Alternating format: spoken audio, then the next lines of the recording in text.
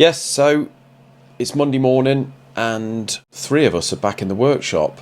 So Isaac's back off holiday. We'll go and see how he is in a minute. Paul's back from being a big girl's blouse, and I am back from my 48 hours of hell of a sickness bug. But we've come in this morning and John's not here. John was in here Friday, but he's not in today, and I'm pretty sure when he comes in tomorrow, although I don't really know where he is at the minute, I'm pretty sure he's going to tell me that he did tell me he was going to have today off. Either that or he's come down with a sickness bug after the sore throat bug. So, don't know guys, but yeah, we're back, and three of us are fitting well today. So we're going to plod through the workshop. Let's go and see the boys in here and see how they're getting on. So here he is, Paul's back with us. How are you, mate, after your big girl's blouse bug? You can't say anything. Hey? I was alright. Yeah. I don't know what to say. What can you say? He's stuck for words. I'm stuck for words. Well, I was alright, mate. I wasn't feeling too bad. I just felt run down. Oh, did you? I felt run down. You were the one, obviously. On you the didn't have toilet. your John's sore throat bug then? I had a John's sore throat, bit run down, just a bit man flu, really. Well, I feel a lot better, but I'm going to... Your contents of the stomach is north. I was going to say, I'm still going to stay my distance today because you don't want that, mate. That was a proper bug. Yeah, I was going to say, you had a proper bug. I had a bit of man flu. Isaac ain't got excuse, he was on holiday. Let's go and see how he is. Yeah. Nice to see you back anyway. Thanks, here he is, look. He's back. How you doing, mate? Yeah, doing good. How was your holiday? Really nice. Hello. So what's it like being back in the nice weather, all right? Yeah, it's a lot cooler. I was getting a bit hot out in Spain, to be honest. Yeah, you look a little bit suntan there, mate, for you, really. Yeah, done all right. And you've escaped all these horrible bugs? Yeah. Oh, that's good. What we got going on here? Just washing this cylinder head, and I'm going to give it a skim in a minute. And bent valve job. Oh yeah, massively bent Full valves. complement of bent valves. Oh, well, it's good to have you back, mate, anyway. Yeah, it's nice to be back. At least three of us have turned up. First job this morning, we've set this BMW up for a reface. Paul's just going to de-grub it on the outside and then give it a lick of paint, because obviously we haven't got our vapor blaster yet. Give it the Barham lick over. Give it the Barham lick over. So yeah, very light lick, just 3 thou off there, nothing too drastic, just to make sure it's all nice and flat. But yeah, dying to get that vapor blaster now. Something like that would look lovely in there.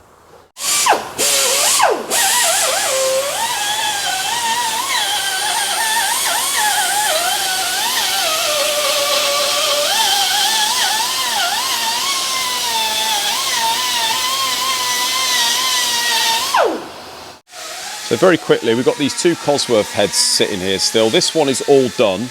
This is the one I showed you last week, but all we are waiting for, I'm just trying to find some spring bases for that. Got some springs, got spring tops, got all new valves and what have you, but it's just the spring bases. Just trying to source some is a nightmare. So if any of you Cosworth boys out there know of any spring bases, please give us a shout, because that is all we're waiting for to get that one back together.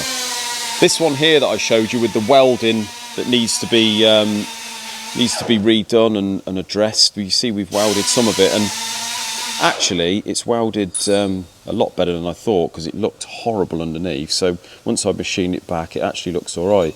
So there's just, as awful as it looks at the moment, we've just got to tickle out a few areas, put a head gasket on top of it and sort of mark out where needs to be welded. And redo it. But the only problem is, I don't know whether I said to you, we've got Mark Heathfield comes in, does our welding. This here is the water cooling for our welding machine, and I think John has got to the bottom of it. This is what split the hose before, because obviously the water cooling packed up, but the pump on the bottom of the motor seized up. So he seems to have freed that off. So I'm not sure what the deal is between him and Mark, but whether that's fixed it now. But that is all we've been waiting for. Almost just caught Isaac picking the broom up then. Well done, mate. Right, so I've just moved this Jag out of the way for a moment. I'm not sure, it looks finished to me, but I'm not sure how far John's got with that. So I'll just move it over a little bit, and I'm just honing this Cosworth block. So this is the Cosworth block I bought to 0.5, the one that had the welding on the top. We faced it. The weld, as I said before, is all nice and soft. So just honed it. I'm going to let it cool over tea time, and then get back and measure it. Then all we've got to do on this is do the we've got to do the 6 long studs, and that is it then, I think, on that. The crank's over there. I think John's ground that, and then we've just got to balance the crank assembly, and hopefully, I think that's all it on that Cosworth. Right, so what are we doing here, Paul? Well, things change quickly at Barham. As you can see, the kit car is on the ramp, and we have a bit of an oil leak issue. So if you'd like to come around here, mate. With the old diff, isn't it? Stick the old camera down here, and get me hand in here. Ooh, look at that. Hard to see.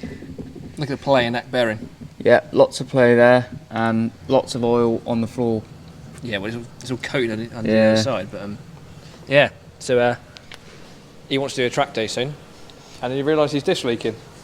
So we're going to whip it out, I think, and repair it, basically. Yeah, he set us on it, hasn't he? Yeah, he said basically stop what you're doing. Yeah. Stop all the customers' work and crack on with it. There he is. Aren't you meant to be going to the office, Lee? You got to order a new diff, don't you? Well, yeah, but depending on what it needs, I suppose, isn't there, isn't it? Right. I think it'd just be a bearing. Yeah, we'll probably get a bearing. as well, but it doesn't look hard to get out. It's 4 bolts, obviously. Move suspension out of the way. So, popped out. Yeah, should be alright. 45 minutes, easy. Yep. We've got to do a lunch break, haven't we? Yeah. He told us to do a lunch break. He said, Yeah. if you don't do a lunch break, you boys are here until 6 o'clock. I swore there. Sorry. Look at the play in that. Look at it. Yeah, that's not ideal. And it's literally pissing out of oil. Yeah. Hence the knock-in. Yeah. About time for an LSD. Yeah, it's that cable tie doing it, mate.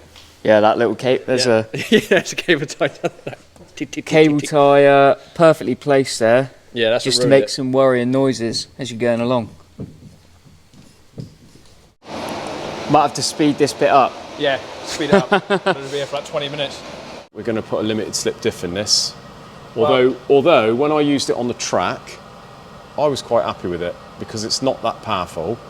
So it doesn't spin an inside wheel very often. But well, you want to go quaif.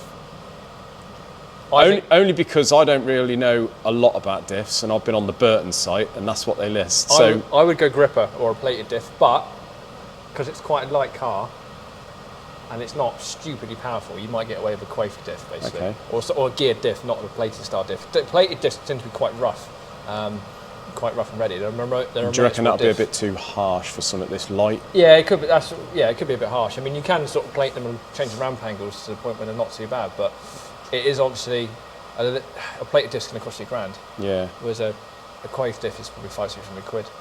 So, and to be fair, the quaif diffs don't generally need servicing. You put the oil in them, and they're generally fit and forget. So the quaif ones, that is when it starts to spin a wheel, does it transfer? I'm not sure how they work properly inside. It sort of transfer. There's like there's loads of little different gears inside. That's right, yeah.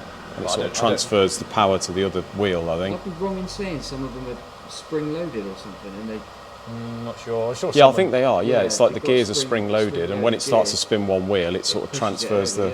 Someone in watching it will know. Yeah. Put it in the comments. One guy did email me actually saying that in something this light, like this, with not too powerful, then that is a pretty good diff for this car. Because what I don't want it to do is push the front end on. You see. No. That's what I'm a bit worried about it doing if it's too harsh. Well, what we do? Put a plated diff, slicks in it, and rip your face off. Okie doke. Yeah, let's do it. Sounds good. Cheers, mate. Yeah, so let us know what you think, guys. If you've had any experience with LSDs in kit cars, let me know. And Lee will do some donuts for you. Yeah. So yeah, as you can see, guys, one problem solved with the kit car. So we've got the back end sort of welded up now and those brackets made, etc. You can see Tom's done a really good job on that. But now there's another problem, is the diff. The diff we did have out when we put the roll cage in, etc., but we didn't strip it. We just sort of felt it. We had some guy in here who seemed to think that that's what they should feel like. We're not diff experts, you see, so we're not really sure on how they should feel. But it is just a stock open Granada diff.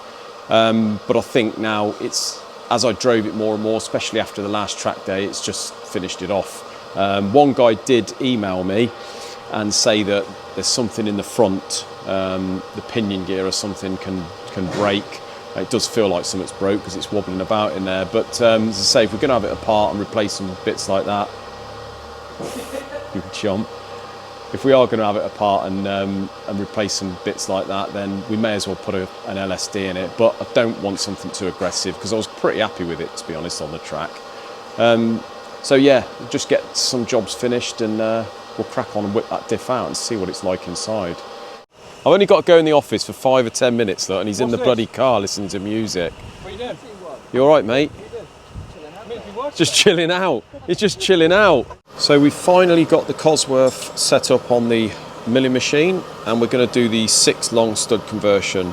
Now, as you can see, this is the welded area here. We've still got to clean up this water jacket slightly, but I have managed to run the tapping drill down the hole here. Well, actually, no, this is the clearance drill for the top, and we're just touching on the bottom there. Because there was no hole here, what we've had to do is find the correct centre for this hole.